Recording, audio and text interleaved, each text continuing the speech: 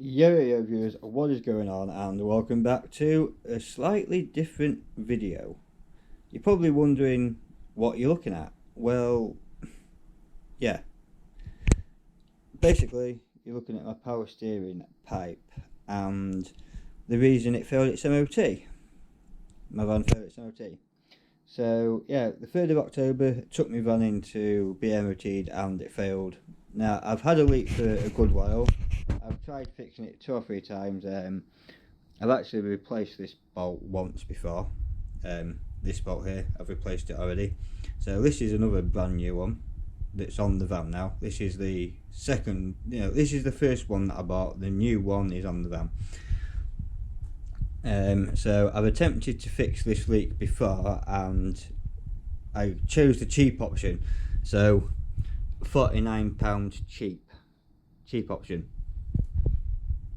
£300 expensive option, and it's the expensive option that needed fixing. So we've got a new pipe which is on the van and we'll show you putting it on after this one, but we're just going to run you through what you're going to need to replace the power steering pipe on your Ford Transit Connect 2011 right hand drive.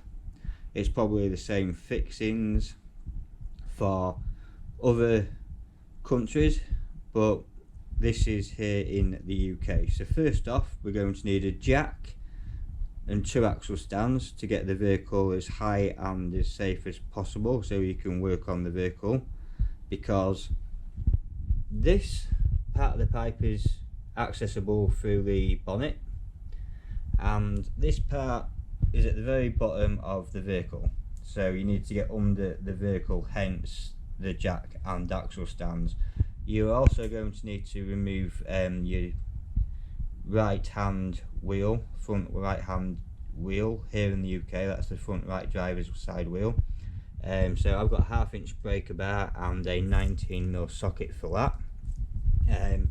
Once we've got the vehicle jacked up and the wheel removed, you'll see why we'll remove the wheel very shortly, but once that's done, we're then going to have to remove the battery, or rather disconnect the terminal. So we'll use our 18V cordless powered drill screwdriver flat with a 10mm socket adapter.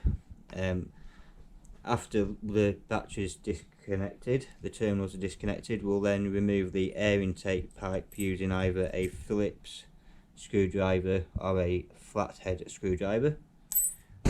Once the air intake pipe's removed, the battery's terminals are disconnected, we can then remove the solenoid sensor using a flathead screwdriver. After that, we need to get a bit more room to remove the pipe from the power steering pump. So to do that, we're going to have to remove the water coolant, the engine coolant reservoir. So that's a 10mm bolt, so you can either use a 10mm socket for that or the 10mm spanner. So yeah, we've got the pipe removed, we've got access to the power steering pipe now and pump. So first off, we're going to start by disconnecting the pipe from the pump. So we'll start with this 16mm union here. This pipe effectively pushes into that like that, then that screws into there, and as a whole unit is attached to the power steering pump. So we need a crow's foot for that 16mm there. That's just going to give you a lot more movement and flexibility while you undo it. So once you've taken the pipe out, you can then get your 27mm socket on here, because we're going to replace this one. So once the pipe's removed from the pump, we can then remove it from the stabilising bracket, which is a 10mm bolt there. Now the bolt is actually probably that long. It runs all the way through to the pump into the block, I believe, the engine itself. Once this bit's done, we'll then move to the wheel well, which is why we've removed the wheel. guys and ladies. So here we have another mount. This mount sits on the subframe area that rises to the chassis leg. It's held on by a 10mm nut here. There's no bolt, it is actually a nut. Now there's this pipe and the other power steering pipe that use the same spline, and the mounts actually sit on top of one another. So yeah, that's a 10mm nut there. That's the bracket for the other pipe, the other power steering pipe. So once these two mounts are off and the pipe's out from the pump, we can then come down here to another mount which is just located below the rack itself on the chassis, and that is an 8mm bolt. 8mm bolt. So we have an 8mm spanner there. That's going to be nice and easy just to get in there like so, because there's another pipe here. You can see the bracket there for it. So there's a pipe here, and you have to really mess around with that. There you do. So that's that off now, and then you move off to the last bit. So this bracket here that you can see, there's a 10mm bolt that screws into the rack. Now when this bracket's in the right place, it holds this pipe and the other pipe in, forming a seal to the rack. So yeah, that's basically what you need. Hopefully that's useful, but let's get to me now installing the new pipe. So let's get under the van now and have a gander, show you where everything's coming from. It's back here. Oops, bloody hell. So this is the rack where the orange cloth is. Up there is the mounting point for the second pipe. You can see where this pipe here is attached to the chassis, the subframe there. So that's where it mounts there, and also just there there's a bolt place there. There is where my finger is. So there. So let's get this new pipe on, shall we? See if we can get it threaded into the system. Get that wiped over first.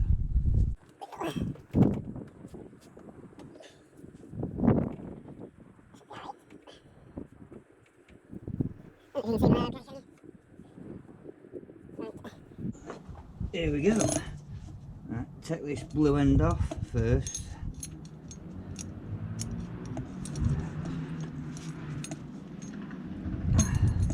Really ain't much room under here. Right, please note that the blue end goes into the rack and the end with a red cap on goes into the pump. If I can pull that from outside.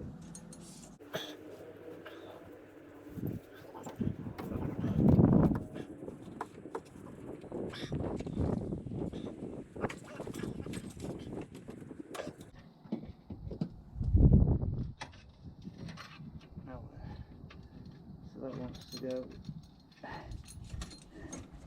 somewhere around the back of that pipe. So round the back of the pipe means we're just trying to fit the first of the larger mounts to the subframe going to the chassis leg here. It sits below the other power steering pipe on the bracket. Edge of there, up and then onto that nut. Go on.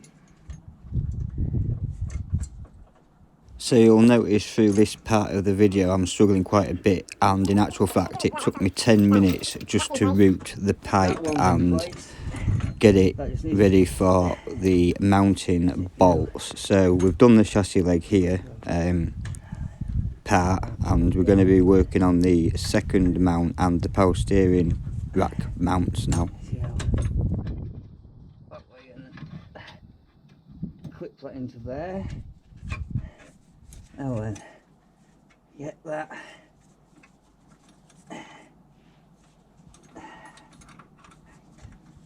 So trying to get a visual and line up the lower mount on the chassis was, for one, very difficult, two, very difficult, and yeah, the rack, well, trying to find the area and hole in which the pipe goes into, you'll see, I think I'm looking at it here now, so let's get back to that bit. That's not where I know that much.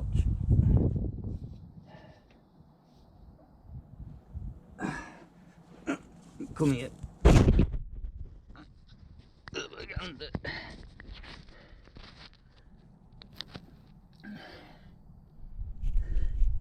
Right, so that's how it goes. See, so that fits up where. Let's see if I can get round and see where that pipe goes in. To the other side, I don't fucking. Oh, it's just above, I think. I think it's just above. Right. Give that there a second, please, everybody. Come back. Sit here to look. Ah, it is there. Can I come in that way? No.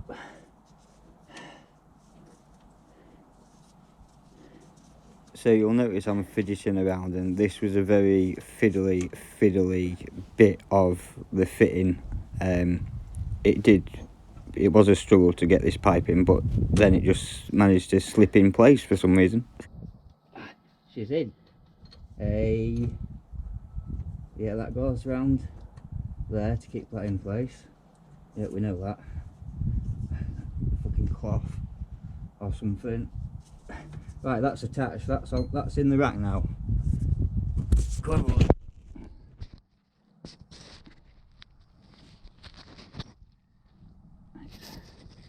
See, we've got it in. So it's in the rack. We just need to get that bracket attached now.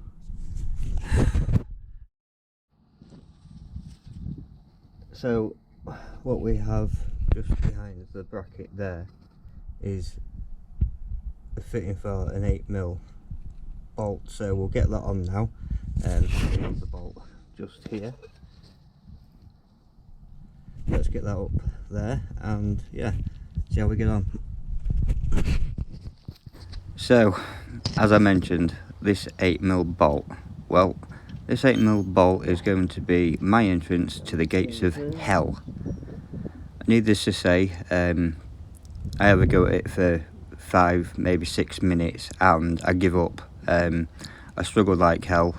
I decided to have a little break, sort out the steering rack, which you'll see in a moment. That was easy enough to do, so without letting you watch 5 minutes of me getting waspy and frustrated with this 8mm bolt sent to me from hell, I'm going to skip to me sorting out the rack. So we're about to give up on the 8mm bolt and we're going to here just get the 10mm bolt for the power steering rack finger tight, and using a 10mm socket we're going to secure the bracket and the pipes to the rack.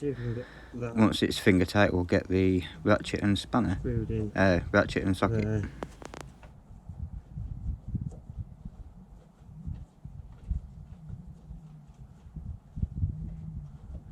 Right.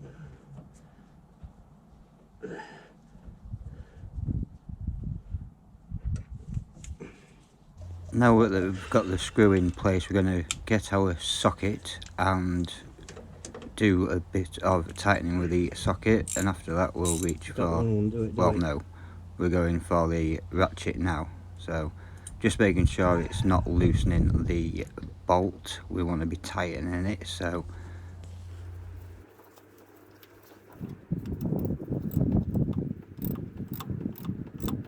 a few seconds later the pipes and the bracket are in place. So now that we've got the bracket and pipes fixed and secured to the rack, we're going to attempt the 8mm bolt again, and needless to say, 14 minutes into the job, we found the hole and managed to get the bolt finger tight, ready for a 8mm spanner. Well, warning for kids coming up, I'm about to start getting disheartened with this whole thing. One little bolt is just causing me hell. Does this bolt need to go in there? As it stands, man, I can't be fucking arsed with it. But then moments after my breakdown, jackpot. Oh, you beauty. Oh. Woo! So now that we've got the bolt finger tight, thank God, we're going to tighten it up now with the 8mm ratchet. And yeah, thank God for that. So next up is the 2 mounts for both of the pipes on the subframe leading to the chassis leg. So let's get on with that bit now. So we have the 2 lower mounts on, the bracket on there. Well, I say we've got that mount on, the bracket and the piping. Now we just need to do that mount up there, which you get to from the wheel arch. You'll see that if you look just in there, you can see the pipe fixings, the mounts. So there is a stud on top of that subframe, and that's where we need to get this nut. So let's get the nut on. We'll do it finger tight, and then we'll use this nifty little spanner, which is just here. How can we do this? Will that work? I don't know if that's going to work or not. Right. So it looks like the camera's in a good place, and we're just now going to place the 10mm nut on the spline, which holds the 2 mounting points for the power steering pipes in place. Once we've got that finger tight, we'll switch to the 10mm spanner. Flush to the yep, the nut's tightening up a bit more now. So what we were doing there was just making sure that the mounting brackets for the pipes were flush with each other and the subframe before tightening the nut up a bit more by hand, and then now using the spanner. This took forever yesterday to undo. It's such an awkward space, but find the right tools and you can do it. I'm assuming there's a easy way of doing this, but yeah, I'm not a mechanic. I'm just a driveway warrior, I suppose you could say. Once this is secure here, we can then get to attaching it to the pump. After that, oh my God. So we're basically on the home stretch of this now, so we're going to call this bit done. You get the idea. Let's jump on to the top half now and the final bit. So hopefully the home stretch, let's get it connected to the pump. But first we need to get this in, so let's pop this down in there.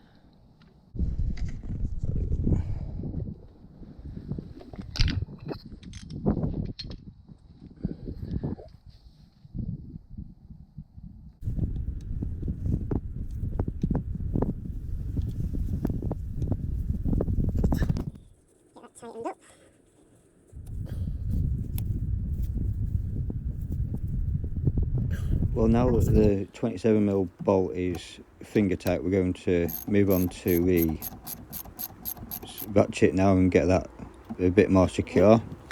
There you go. Now it's a case of getting the pipe sorted. That's now in, so it's time to get the pipe from back. There's a bracket that we need to fit, so we need to get the bolt for that. Right, so we need this. This attaches the pipe to the pump via a bracket.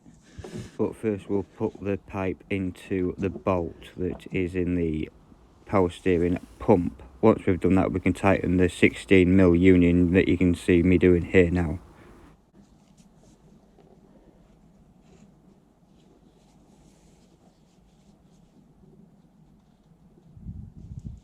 Here we're just tightening the 16mm bolt up with the spanner now. After this, we'll use the 16mm crowfoot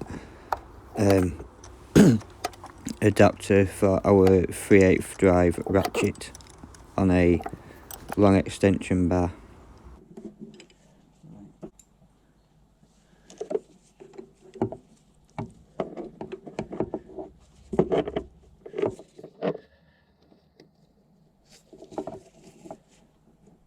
And once we have the 16mm union nice and tight using the crow's foot, it'll be on to the last mounting point, which is the big bolt we showed you earlier. So that's a 10mm socket on a 3/8 drive ratchet again there. And yeah, after this really the power steering pump's fitted, and it's just a case of putting the air intake pipe back on, resecuring the engine coolant reservoir, and also then connecting the sensor that we've disconnected and the battery terminals.